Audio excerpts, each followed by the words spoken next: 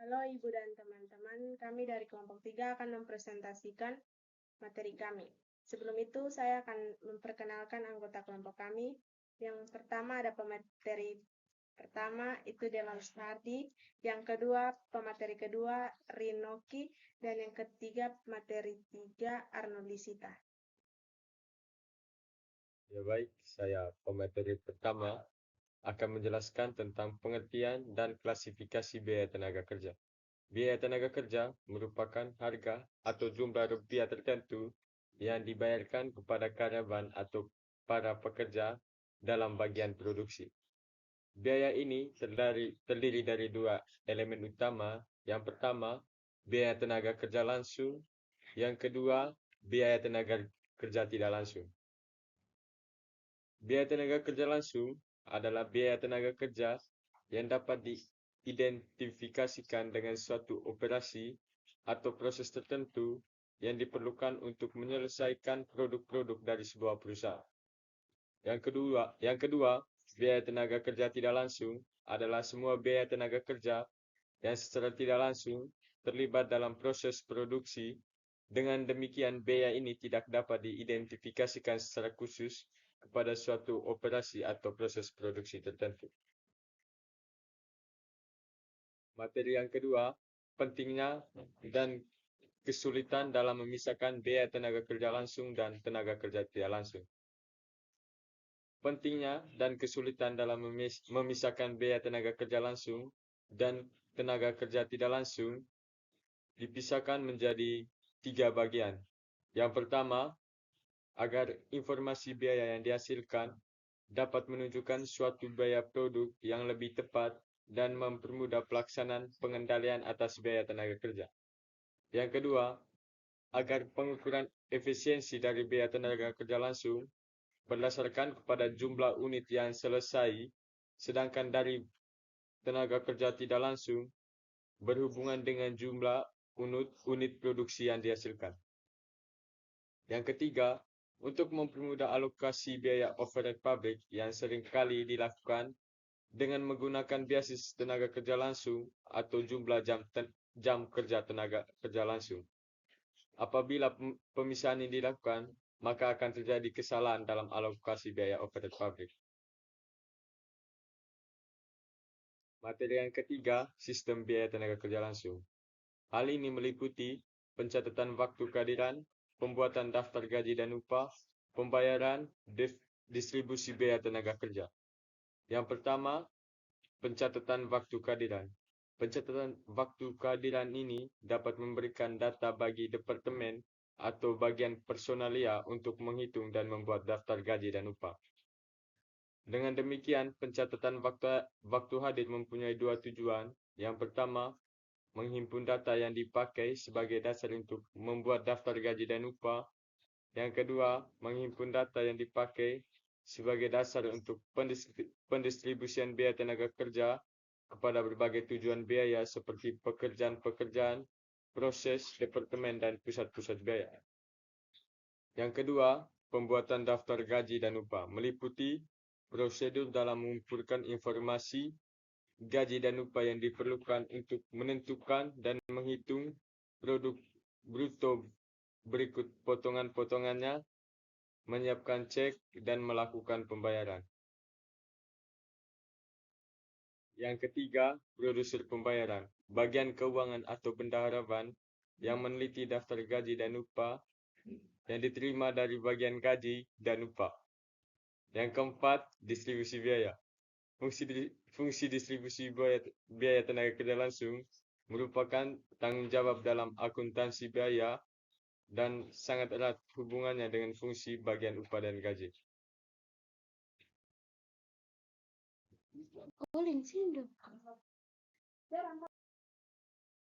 Baik, saya sebagai pemateri 2 akan menjelaskan tentang beberapa materi. Yang pertama tentang sistem upah dan karakteristik insentif. Yang pertama, sistem upah insentif. Sistem upah insentif memberikan manfaat kepada kedua belah pihak yang berhubungan dalam satu perusahaan, baik untuk karyawan maupun untuk perusahaan pemberi kerja.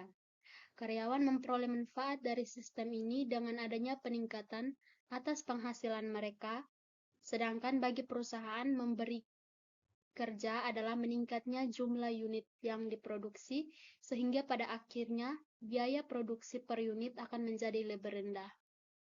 Semua sistem upah insentif pada dasarnya adalah variasi atau bentuk pengembangan lain dari sistem yang paling sederhana, yaitu sistem tarif per unit produk, di mana pembayaran yang dilakukan kepada karyawan dihitung atas dasar jumlah unit yang selesai dan standar waktu yang ditetapkan.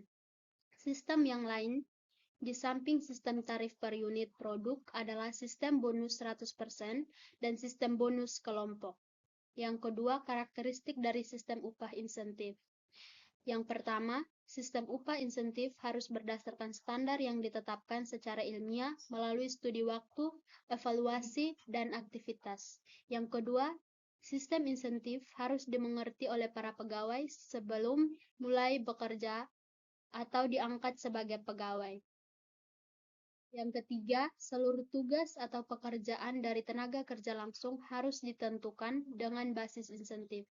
Yang keempat, dalam menetapkan bonus harus semata-mata mempertimbangkan mutu produksi. Yang kelima, standar yang telah ditetapkan harus tidak diubah kecuali ada perubahan metode.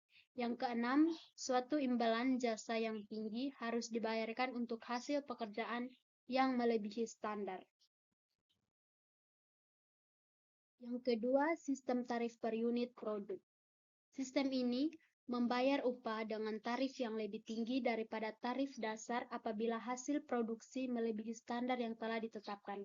Namun demikian, para pekerja tetap bayar dengan tarif upah dasar, sekalipun mereka tidak menghasilkan unit produk sama sekali.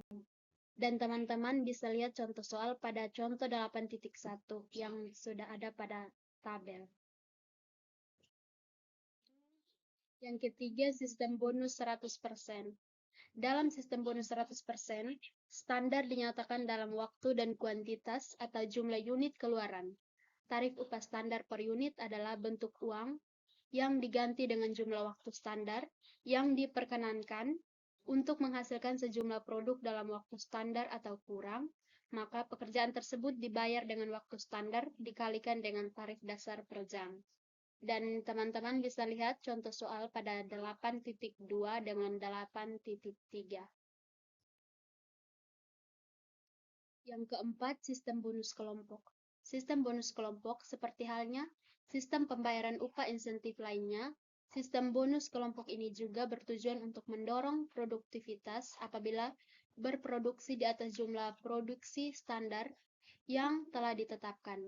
Dalam sistem ini, pembayaran upah insentif berdasarkan kepada kinerja produksi dari kelompok kerja. Dalam kondisi seperti ini, para pegawai secara bersama dalam kelompok-kelompok tertentu dari suatu departemen produksi melaksanakan kegiatan produksi. Keberhasilan seorang pekerja sangat bergantung pada para pekerja lainnya dalam kelompok atau regu tersebut. Jumlah unit produksi dapat digantikan apabila ada kerjasama yang baik di antara anggota kelompok pekerja secara menyeluruh. Dan contoh soalnya teman-teman bisa lihat pada 8.5. Baik, saya sebagai pemain ketiga akan menjelaskan tentang beberapa poin penting. Yang pertama, akuntansi biaya tenaga kerja. Di samping gaji dan upah normal atau pokok yang dihitung berdasarkan jumlah jam kerja normal atau jumlah unit yang dihasilkan, masih terdapat elemen-elemen lainnya yang juga merupakan biaya tenaga kerja seperti upah lembur dan premi lembur dan biaya-biaya lainnya yang berhubungan dengan tenaga kerja. Elemen biaya tenaga kerja yang besar atau dominan adalah gaji dan upah. Gaji biasanya dilakukan melalui pembayaran yang nilainya tetap pada tenaga pemimpinan atau tenaga administrasi. Sedangkan upah biasanya dibayarkan atas dasar jumlah jam dan secara mingguan atau jumlah unit seperti jumlah perpotongan atau per lembar kepada tenaga produksi. Penghasilan atau upah untuk tenaga produksi atau tenaga kerja langsung meliputi penghasilan normal, upah lembur, dan premi lembur. Penghasilan normal atau 1 minggu diperoleh dengan menggalikan jumlah jam kerja normal per minggu dengan tarif upah normal per jam. Dan yang kedua, upah lembur dan premi lembur.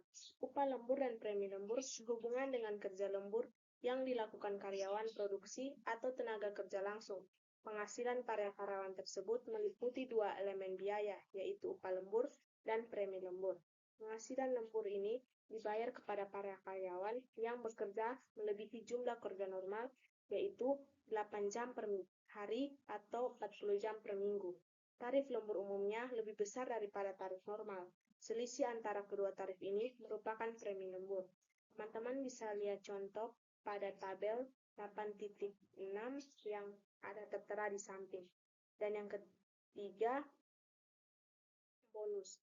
Bonus merupakan suatu pembayaran insentif kepada para pekerja atau karyawan yang dimaksudkan untuk meningkatkan produktivitas dan memberikan imbalan terhadap peningkatan produktivitas tersebut. Pembayaran bonus dapat merupakan suatu jumlah yang ditetapkan lebih dahulu per pegawai atau per kelompok pekerja. Suatu persentase dari laba atas dasar gaji atau tarif upah. Bonus dapat menjadi biaya produksi, biaya pemasaran, serta biaya umum dan administrasi, bergantung kepada siapa bonus tersebut dibayarkan. Pembayaran bonus kepada karyawan produksi merupakan biaya produksi. Secara teoretis, bonus untuk karyawan produksi ini sebenarnya merupakan biaya yang secara langsung berhubungan dengan produksi, dan karenanya harus dibebankan ke akun barang dalam proses. Dalam praktiknya, bonus biasanya dibebankan sebagai biaya overhead pabrik. Oleh karena bonus biasanya dibayarkan pada akhir tahun, maka pembebanan atas biaya ini dilakukan secara bulanan. Sebagai ilustrasi, anggaplah pembayaran bonus akhir tahun yang direncanakan adalah sebesar 480 juta. Ayat jurnal yang dibuat untuk mencatat biaya bonus bulanan selama tahun tersebut adalah sebagai berikut. Biaya overhead pada utang bonus sebesar 40 juta. Adapun ayat jurnal yang dibuat untuk mencatat pembayaran bonus di akhir tahun adalah sebagai berikut. Utang bonus pada kas sebesar 480 juta. Dan yang terakhir, honor cuti. Honor cuti pada banyak perusahaan biasanya para karyawan menerima bayaran honor cuti setelah masa kerja tertentu. Biaya ini tidak dibebankan ke akun barang dalam proses karena dalam periode waktu cuti, para karyawan tersebut bukan merupakan tenaga yang produktif. Dengan demikian, biaya honorium cuti bukanlah termasuk biaya tenaga kerja langsung, dan dicatat atau dibebankan selama tahun itu dengan mendebit akun biaya overhead pabrik dan mengkredit akun utang honor cuti. Perlakuan akuntansi seperti ini sama dengan yang dibuat pada pembayaran bonus. Dan yang paling terakhir, program pensiun merupakan suatu upah dari perusahaan untuk memberikan jaminan di hari tua bagi seluruh karyawan untuk melaksanakan program kesejahteraan. Dalam bentuk jaminan penghasilan, hari tua atau pensiun tersebut diperlukan sebuah dana pensiun. Proses pembentukan dana pensiun ini dapat berasal dari para karyawan dan atau dari perusahaan. Dana yang berasal dari perusahaan merupakan biaya bagi perusahaan, yaitu sebagai biaya pensiun. Biaya ini merupakan elemen biaya tenaga kerja yang penting dan dipengaruhi oleh beberapa faktor.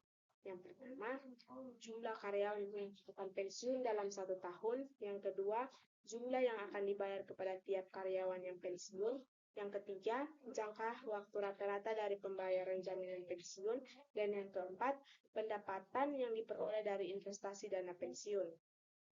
Biaya pensiun dapat dikelompokkan sebagai biaya overhead pabrik, beban pemasaran atau beban umum, dan administrasi bergantung kepada klasifikasi dari para pekerja atau karyawan tersebut. Perhitungan atas biaya pensiun, kontribusi pensiun merupakan hal yang cukup kompleks dan rumit. Oleh karena itu, masalah ini biasanya ditangani oleh pajak dengan sebuah aktuaritas. Para aktuaritas adalah profesional dalam masalah yang menyangkut harapan yang tercermin dalam program pensiun dan asuransi jiwa.